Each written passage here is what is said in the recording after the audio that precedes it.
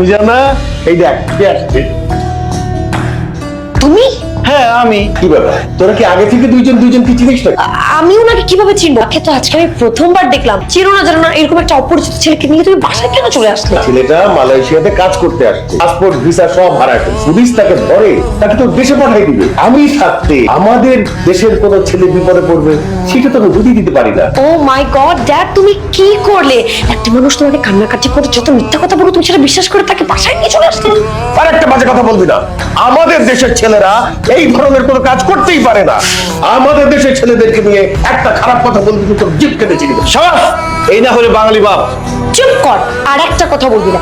আমার ড্যাড তোকে এই বাসায় থাকতে দিলেও আমি তোকে এই বাসায় থাকতে দিব না। যা এখন বের হয়ে যা। আমি তাহলে চলেই যাচ্ছি। আরে না, তোর সমস্যা কি? আমাদের বাসা থেকে তোর সমস্যা। সব কথা ও এই বাসায় থাকবে। তোর যদি ভালো না লাগে তুই অন্য কোথাও ব্যবস্থা কর, ও আমাদের বাড়িতেই থাকবে।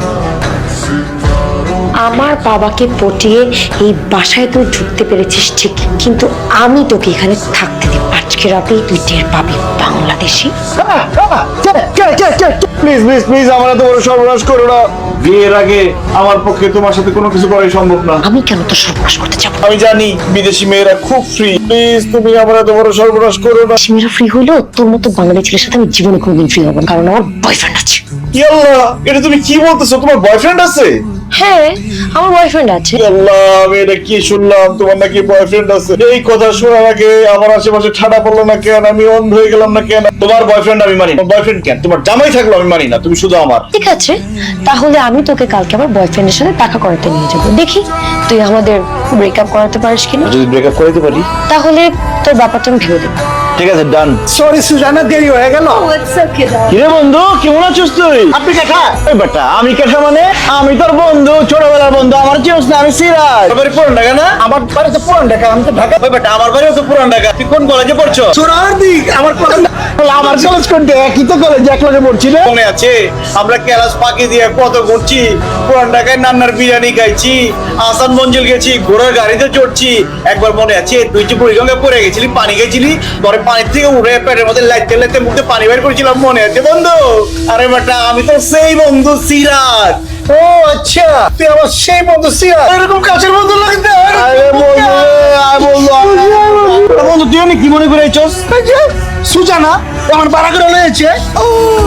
বাংলাদেশের কোন পোলা নাকি সুজানার ভালোবাসা মালয়েশিয়া টাকা পড়ছে। এখন আমি যদি ওই পোলার সামনে সুজানার লোকের বয়ফ্রেন্ড অভিনয় করি, ওই পোলা বাংলাদেশে যাবো গা। এই সুজানা, প্রশ্ন করে কার সামনে তোমার অভিনয় করছো? যার সামনে অভিনয় করার কথা ছিল আপনি তাকেই সবকিছু বলে দিয়েছেন। এখন আর অভিনয় করে লাভ কি? তুই সুজানারে ভালোবাসোস, সুজানারে ভালোবাসা তুই বাংলাদেশ থেকে মালয়েশিয়ায় পড়ছোস। আরে এই সুজানা মালয়েশিয়ার বড় বড় হোটেলে তো পার্টি করে বেড়ায়, খুবই খারাপ পাইয়া। তুই এই ছেড়ির কেন পাগলের মালয়েশিয়া চাইছো? আরে এই মেয়ে তো ভালো না, অনেক অহংকারী, বদরাগী। আরে এই মেয়ের যদি তুই বিয়ে করস, তুই চিন দেখে তো পুরো তামাতা হয়ে যাবো। কি আর করুম দোস্ত, এই খারাপ মেয়েটার প্রেমে পড়ে গেছি, পরে ভালোবাসা ভালাইছি। এখন আর পিছনে ফিরে যাওয়ার কোনো উপায় নাই বন্ধু। তুই ওর লগে আমার একটা সেটিং করা যায় না? তুই আমার বন্ধু, এলাকার লোক, একসঙ্গে পড়াশোনা করছি, আমরা বেস্ট ফ্রেন্ড। আমার তো দায়িত্ব আছে না? এই সুজানা আমার বন্ধুকে ভালোবাসে এবং বিয়ে করতে চায়। তুই যদি আমার বন্ধুরে বিয়ে না করস, তাহলে এই মালয়েশিয়াতে তুই কেমনে থাকস? এই ডলার দেখে ছাড়বো কইলাম। আচ্ছা ঠিক আছে ভাইয়া, আপনি আমার অনেক বড় উপকার করলেন, ধন্যবাদ। আজকে আসি। হ্যাঁ, ওকে বন্ধু আইরে, আমার দেখাবো, ভালো থাকিস।